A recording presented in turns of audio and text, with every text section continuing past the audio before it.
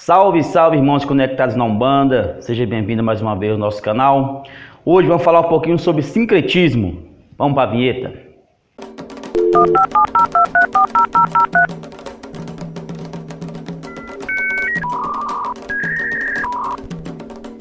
É isso aí, salve, salve, meus irmãos.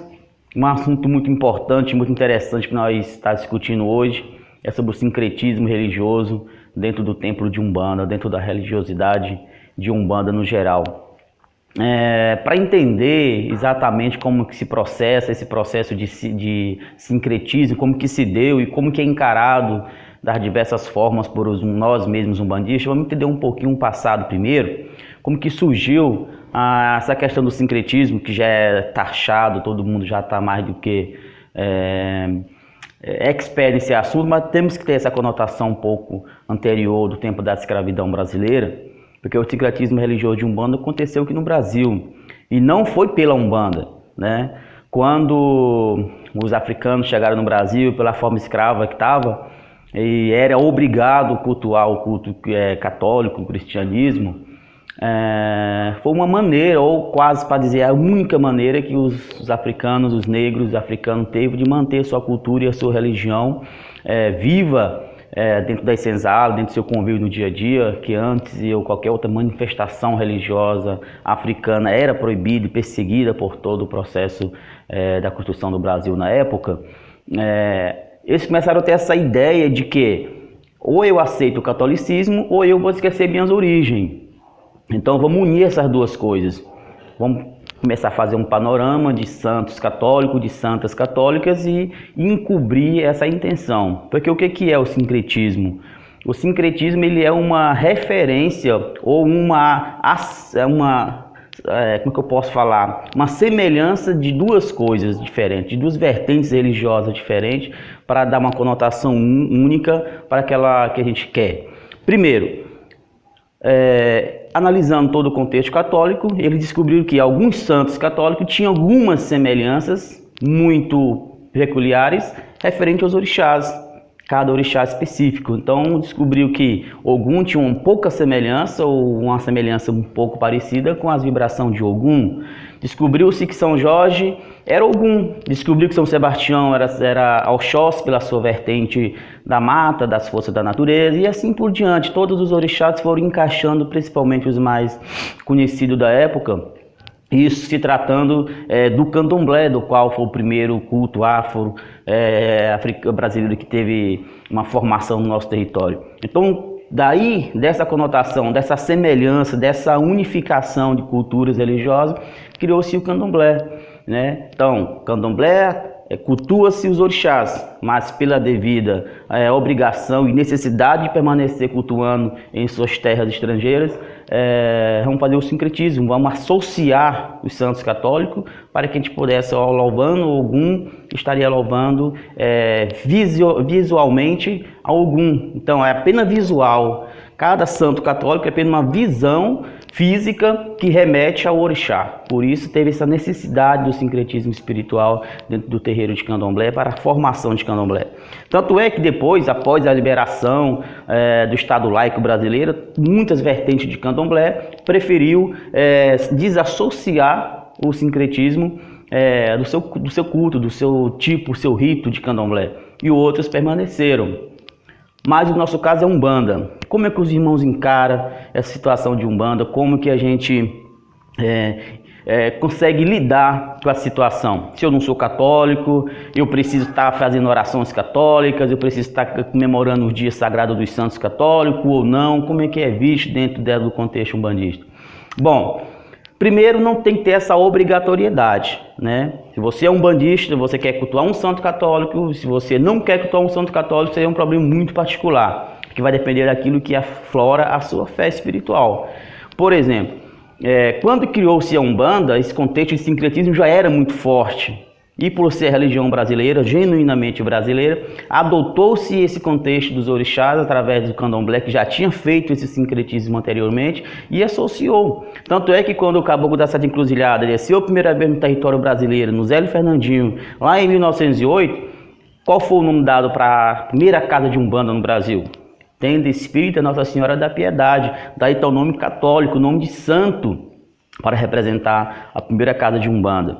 Daí foi desenvolvendo outros e outros centros, até chegar no nosso famoso Benjamin Figueiredo, 1920-1924, onde a tenda mirim, do caboclo mirim, já tirava, desassociava essa questão de sincretismo. Ele chegou e disse, não é necessário mais, nós estamos no Estado laico, temos que botar nossa religião como ela é. O sincretismo foi e fez parte da história da Umbanda, mas não é mais necessário.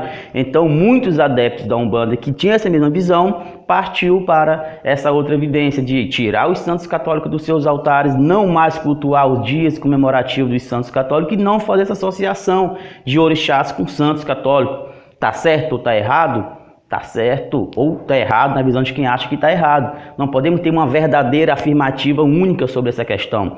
Quem acredita no santo católico e diz que tem um santo dentro do seu altar, dentro da sua casa, reverenciar aquele dia sagrado, ou cultuar aquelas orações, aquelas crenças de promessa para os santos, ótimo, se isso aflora a sua fé, não tem problema nenhum. A Umbanda é isso, agrega esses valores positivos. Mas por outro sentido, você que tem no terreiro, você tem a sua casa, que tem os seus santos católicos, tem a sua visão de que esse sincretismo é importante, faz parte da cultura da Umbanda, tanto cultural quanto religiosa, e isso é necessário, ótimo, também você está com a razão. Então podemos ter essa visão de que quem tem santo no altar e quem não tem é melhor ou não, isso aí é uma questão muito preconceituosa e desinformativa. Por quê? O sincretismo ele existiu, é fato, ele está no nosso sangue, na nossa cultura, desde o tempo da escravidão. E a Umbanda faz parte disso, a Umbanda criou nesse cenário, né? Se eu tenho uma afinidade com um santo católico, uma santa, um santo, ou um dito ritual católico, e eu sou um umbandista, o que custa? Eu posso, se eu tenho fé, se aquilo me faz crescer, me faz assegurar na fé, não tem problema. Mas se eu acho que não precisa, que não há necessidade, também não tem problema. O que tem que acontecer é um respeito mútuo entre as convicções e a fé. Às vezes eu olho para Nossa Senhora de Aparecida e eu vejo o Oxum, eu vejo Nossa Senhora das Candeias, eu vejo o Oxum. Isso não é de diferença para mim. Mas também se outro filho olhar para a imagem de Oxum e já ver diretamente Oxum, não precisa ter uma outra visão. Mas também não preciso eu ficar cultuando uma santa católica só porque o meu terreiro cultua, porque alguém disse que tem que cultuar porque é bonito, que é bom, porque faz parte, mas eu não tenho fé. O que adianta eu olhar lá para Nossa Senhora Santa Luzia? Hoje é 13 de dezembro de 2017, dia de Santa Luzia, para a Igreja Católica. Mas o que adianta eu olhar para a imagem da Santa Luzia e não ter fé? Não ter uma conotação espiritual, não ter um desvio espiritual para aquela visão. Então seria desnecessário para mim. Mas já outras pessoas que olham para aquela santa já tem uma outra visão. Nossa, Santa Luzia, Joana d'Arc, sincretismo de Obá, e assim, então tem uma ligação espiritual, tem um afloramento da minha fé. Então se eu tenho isso, eu aceito o sincretismo, normal, não faz diferença. Não é mais, é mais estudo, é mais conhecimento, que além de estudar a entidade Ogum, o orixá Ogum, temos que estudar as divindades católicas. Então isso é até bom para nível de conhecimento, para nível de expansão do seu conhecimento espiritual e cultural religioso no contexto geral. Mas então, para resumir, meus irmãos, sincretismo foi necessário, foi um grande acontecimento das fusões das religiões africanas e cristãs europeias, e o índio e o negro aqui no nosso território escravizado sentiu essa necessidade de não se converter, como muitos se converteram na verdade, mas a maioria disfarçaram esse convertimento, né? Encobriram com as imagens católicas a sua verdadeira fé, sua verdadeira força espiritual, que é a natureza. Então, se tem uma casa de Umbanda que cultua o sincretismo, que associa os orixás com os santos católicos, com a divindade católica, ótimo, não tem problema, cultua do mesmo jeito. O importante é fazer a caridade, fazer o bem.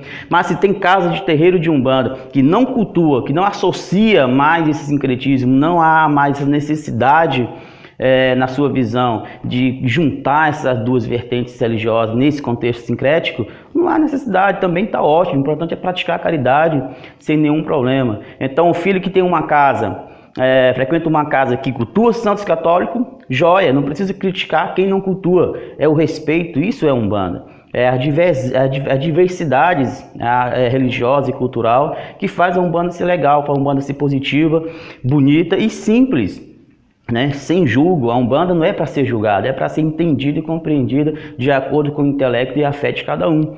Então a gente tem que ter essa conotação e essa visão de que cada um de nós, umbandistas, somos ímpares, e ao invés de se preocupar com a crença alheia, com as imagens alheias, com o sincretismo alheio, vamos nos preocupar com a nossa própria espiritualidade, nossa própria visão de trabalho e levar para frente essa condição espiritual que é a Umbanda Sagrada.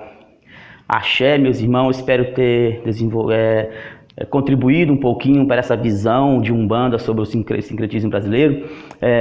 Gostou do vídeo? Deixa o seu joinha, compartilhe, divulgue nas redes sociais.